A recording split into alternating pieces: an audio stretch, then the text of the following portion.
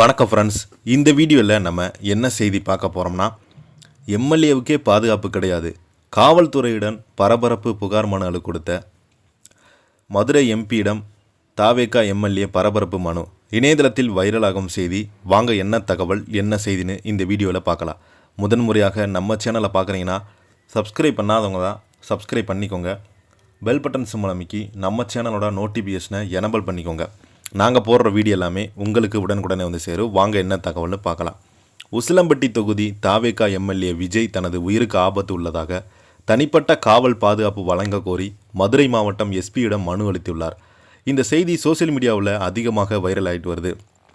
உசிலம்பட்டி தொகுதியைச் சேர்ந்த தாவேகா எம்எல்ஏ விஜய் தனது உயிருக்கு ஆபத்தாக உள்ளதாக தனிப்பட்ட காவல் பாதுகாப்பு வழங்க கோரி மதுரை மாவட்டம் எஸ்பியிடம் மனு அளித்த செய்தி அரசியல் வட்டாரங்களில் மிகப்பெரிய ஒரு பரபரப்பை ஏற்படுத்தியிருக்கிறது.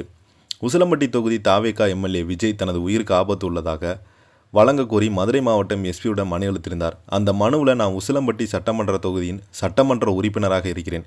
சட்டமன்ற தேர்தலில் வெற்றி பெற்றதையொட்டி தொகுதி முழுவதும் உள்ள கிராமங்கள், தெருக்கள் மற்றும் வீடுகளில் நேரில் சென்று பொதுமக்களிடம் குறைகளை கேட்டு மக்களை சந்தித்து வருகிறேன். இந்த நிலையில் பொதுமக்களுடைய குறைகளை கேட்டு நேரில் சந்திக்கும் நிகழ்வின் போது சிலர் இடையூறு செய்வதாகவும் சிலர் முயற்சிப்பதுடன் ஏற்கனவே நிலைவரும் முன்விரோதம் மற்றும் அரசியல் காழ்ப்புணர்ச்சி காரணமாக என் மீது பழிவாங்கும் நோக்கில் சில சூழ்ச்சிகள் நடைபெற்று வருவதாக தகவல் கிடைத்துள்ளது. இதன் காரணமாகவே எனது உயிருக்கு உடைமைகளுக்கும் பாதுகாப்பு அச்சுறுத்தல் ஏற்பட்டுள்ளது. நான் பொதுமக்களின் குறைகளை கேட்டு மக்களை சந்திக்கும் நிகழ்வில் எந்த ஒரு அசம்பாவிதம் ஏற்படாமல் வகையில் எனக்கு தனிப்பட்ட காவல் பாதுகாப்பு வழங்குமாறு பணிவுடன் கேட்டுக்கொள்கிறேன் என்று அந்த மனுவில் அவர் குறிப்பிட்டிருக்கிறார். இதனை உடனே அடுத்த காவல்துறையினர் தகுந்த பாதுகாப்பு நடவடிக்கையும் எடுக்கப்படும் என்று உத்தரவிட்டிருக்கிறாங்க. இந்த செய்தி பார்த்தீங்கன்னா தமிழக அரசியலில் மிகப்பெரிய ஒரு அச்சத்தை ஏற்படுத்தியுள்ளது.